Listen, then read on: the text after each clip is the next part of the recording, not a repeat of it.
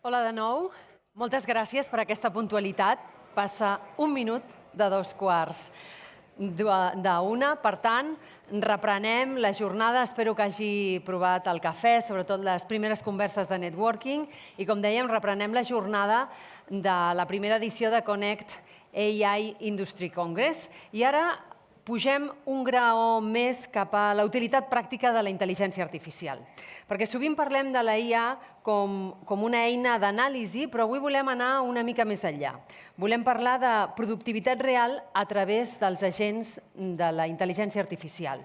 I volem veure com es poden desplegar aquests assistents intel·ligents en àrees tan crítiques com el servei al client, el desenvolupament de nous productes o la sensorització dels nostres entorns productius.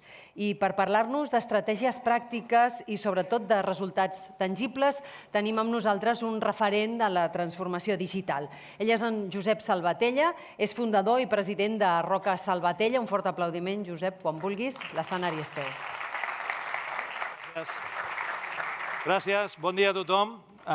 Deixeu-me primer de tot agrair la feina que fan els clústers. Tinc l'honor i la sort de formar part de la Junta del Clúster Digital i la veritat és que tot el que fem al voltant i tot el que puguem aportar al voltant de la transformació i de fer més competitiva la nostra indústria, jo crec que és una feina que hem de fer tots, per dir-ho així. Així que és un plaer estar amb vosaltres i és un plaer compartir 3 idees d'un practitioner.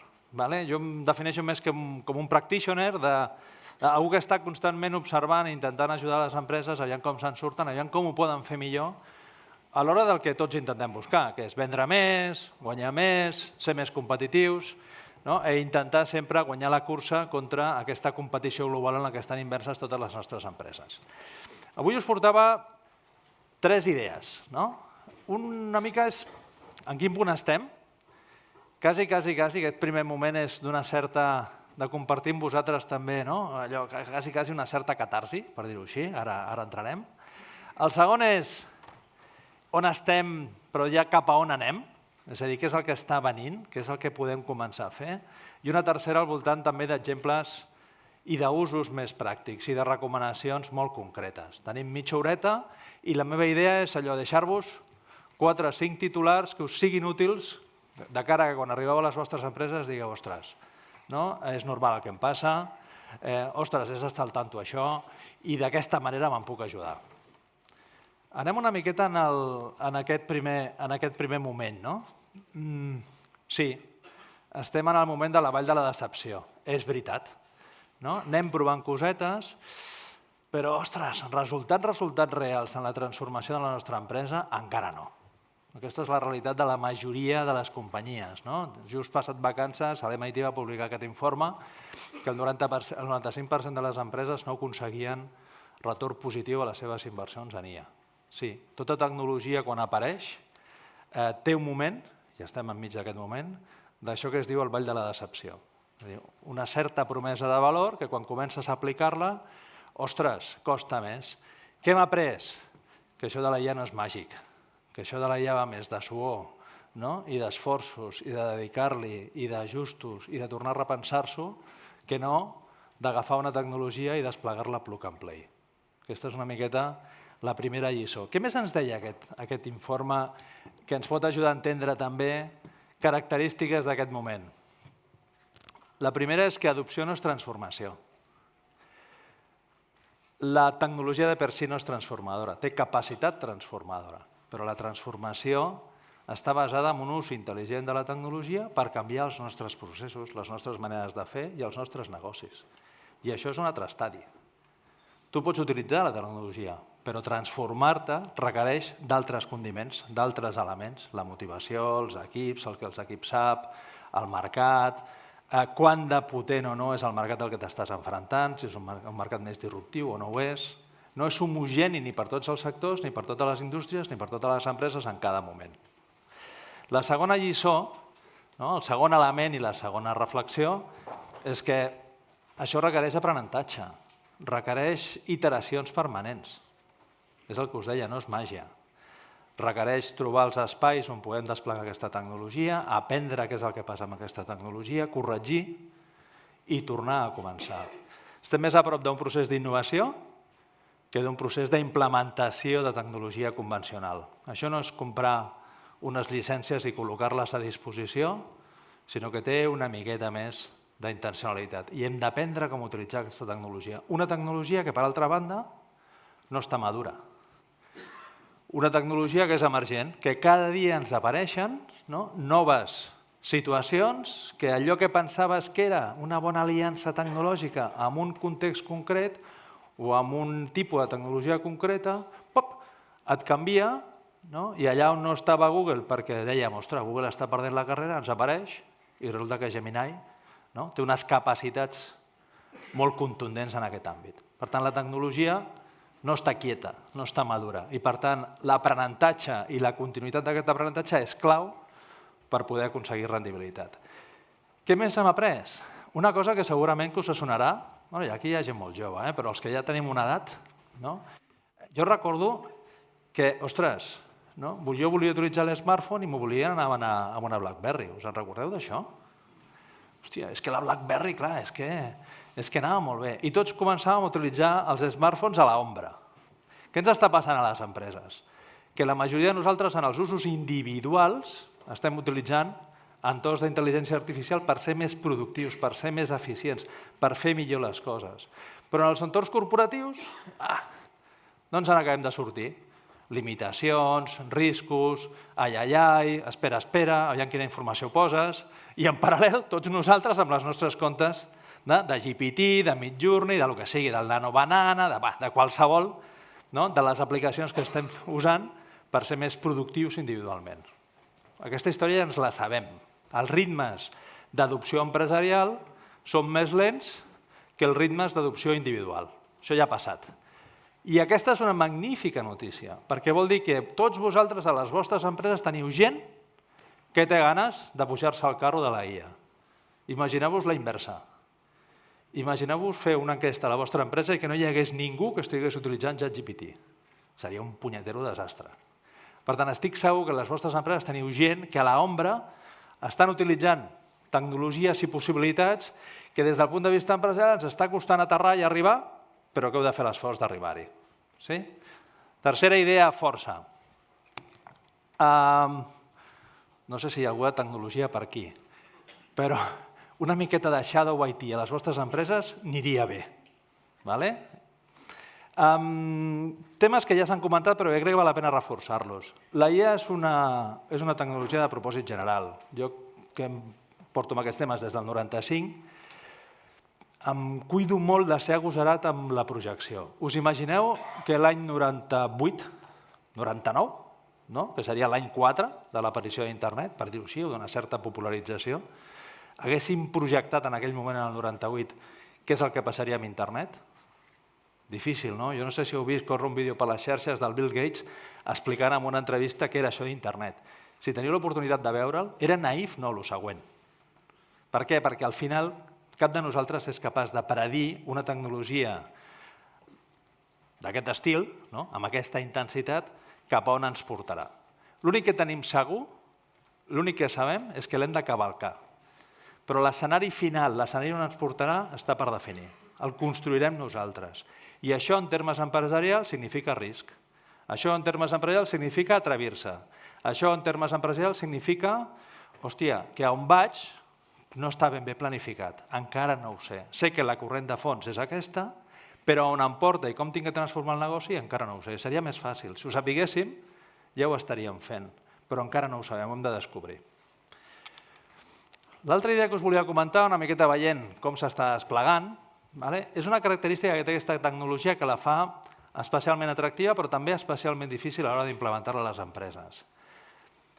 Els usos que estem trobant i les aplicacions que estem trobant, i a la taula rodona s'ha dit, van a lo concret, han d'anar a lo concret. Per força hem de trobar temes específics que pugui resoldre amb aquesta tecnologia. Però a la vegada necessitem models globals, necessitem arquitectures sòlides, necessitem dades, necessitem endreçar processos, necessitem que els fluxos dintre l'empresa també funcionin. Per tant, és com un ascensor immens que agafem a la planta baixa i hem de pujar al pis 50 i tornar a baixar a la planta baixa per resoldre-lo concret, però tornar a pujar per definir una estratègia allà on ataquem. Jo algunes de les coses que han sonat per aquí avui i que jo corregiria un pèl. Això va de casos, i va de casos d'èxit, però va d'intencionalitat que estan per sobre dels casos. Us passareu els propers anys percutint i buscant formes de posar en eficiència parts específiques de la vostra cadena de valor. Feu bé la tria, perquè és on estareu minant, permeteu-me que ho digui així, en els propers anys. Triar bé quin és el pla estratègic, quines són els tres eixos que us fan realment competitius. I invertir temps, recursos, diners, tecnologies, proves, equips en aquells àmbits és el que us farà funcionar millor. Per tant, hi ha una tria estratègica, no ho podeu delegar. Els que teniu responsabilitats, els comitès executius, és la vostra responsabilitat definir a on tindreu equips suant per la implantació efectiva i pel desplegament efectiu i per l'adopció efectiva de la IA. Per tant, és una tria molt estratègica. I és una tria molt estratègica que feu en un context d'incertesa i en un context de gestió de riscos alts. Per què heu de col·locar calés? És una tecnologia que, a més, té una característica en aquest moment que la fa diferent, que és una tecnologia de despesa. Històricament, tots hem fet inversions en tecnologia, ara estem fent despesa en tecnologia. Per tant, tot el que estic fent avui em casca a l'EBITDA d'avui. I potser tindré un resultat demà passat. Però de moment, l'únic que sé segur és que l'EBITDA d'aquest any, ai, que patirem. Per tant, és imprescindible que des de les direccions, des de les propietats de les pimes, des d'aquests comitès executius, sigueu conscients que la responsabilitat de desplegament del govern és vostra. A banda d'aquestes tries estratègiques, també heu de tenir molt clar si la vostra empresa en quins àmbits està més o menys digitalitzada, més o menys madura, quines dades teniu. Si no hi ha dades, no hi ha IA. Això és una moneda de dues cares. Sense IA no puc avançar, però sense dades no puc tenir IA. Per tant, analitzeu bé on esteu, en quin punt esteu i quins són els esforços, perquè els propers 3, 4, 5, 6 anys estareu fent esforços continuats en àmbits de la proposta de valor, en àmbits de la vostra cadena de valor, per intentar ser més competitius. Situació i moment. Totes les empreses esteu en aquesta situació, explorant, medint, intentant-ho. Encara no hi ha ningú de les convencionals, per dir-ho així, una altra cosa són les empreses que han nascut al voltant de la IA i de la IA generativa, però les empreses convencionals que ens hem de transformar o que estem en procés de transformació, estem aprenent aquest recorregut. Què és el que està venint i què és el que està sobre la taula? Aquest model d'economia agentiva. I a mi em permeteu que faci la distinció entre tres blocs, per dir-ho així, o tres conceptes que crec que ens ajuden també. Jo separo, encara que hi ha moltes eines i moltes tools que parlen d'agents, jo separo els assistents, que són aquests entorns, aquestes solucions, aquestes tools que em permeten resoldre coses senzilles. Hòstia, he muntat una coseta que em permet fer-li una pregunta i em respon. Quantes vacances a l'any tenim? Com funciona no sé què? Com funciona aquesta màquina? Això són assistents. Després entrarem una miqueta més. I aquests assistents estan molt bé i ens donen una certa productivitat. Però hi ha un segon pas, que és el punt que estem, que és com converteixo aquests assistents en agents? Com faig que no només m'informa de quants dies de vacances tinc, sinó que me les demana? Sinó que ja estic anant un pas més. Això és un agent. Un agent ja té una certa capacitat d'actuació. El puc deixar alliberat perquè me les demani o puc utilitzar la lògica, que és la que nosaltres sempre recomanem, de human in the loop, de que em faci primer la proposta i jo les demano. El control de moment humà al voltant d'aquests agents per nosaltres és imprescindible. Però és que estem ja començant a veure i començant a construir un tercer model, que és aquest conjunt d'agents, aquesta economia agentiva, on ja el que tinc són agents que es relacionen entre ells de forma coordinada i em resolen temes una miqueta més complexes.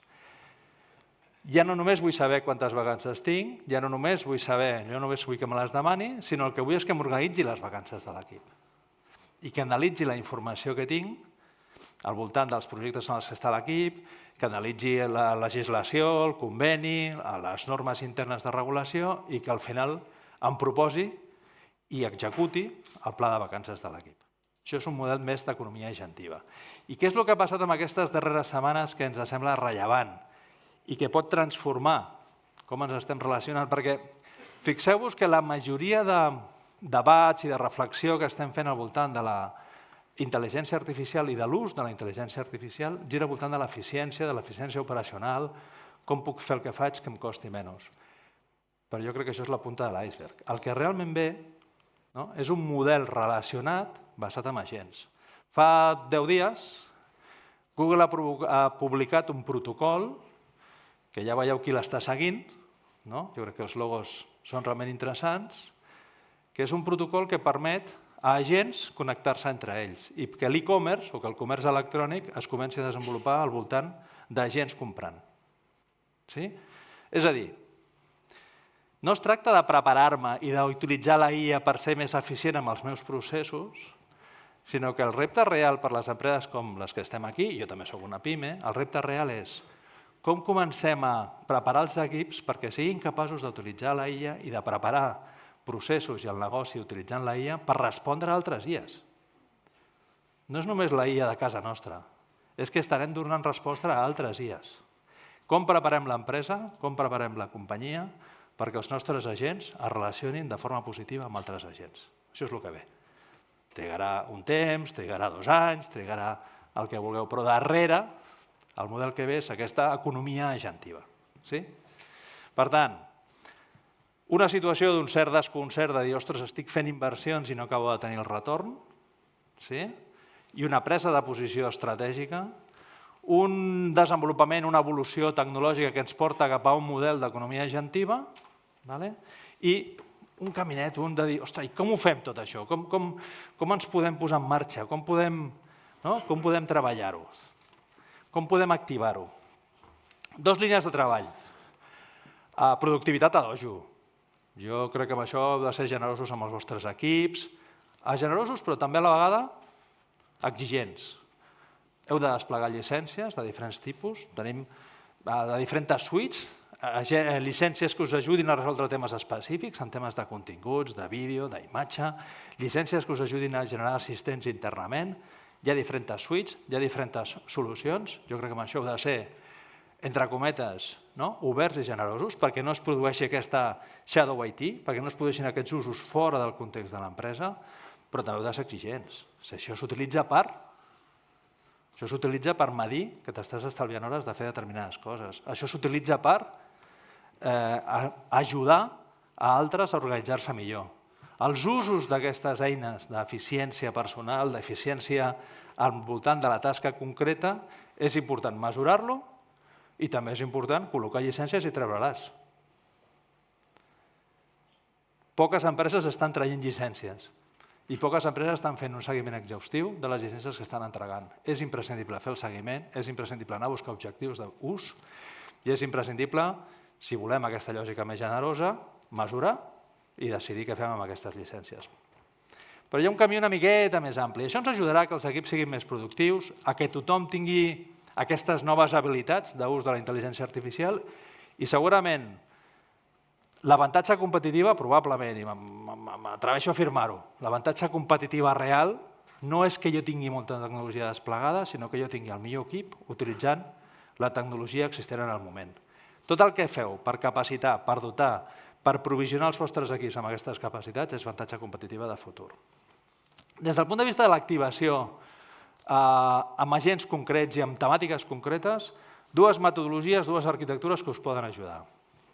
La IA està molt bé, però un ús genèric d'aquests entorns, d'aquests LLMs, d'aquests entorns d'IA, tots els hem usat i al final acaben al·lucinant.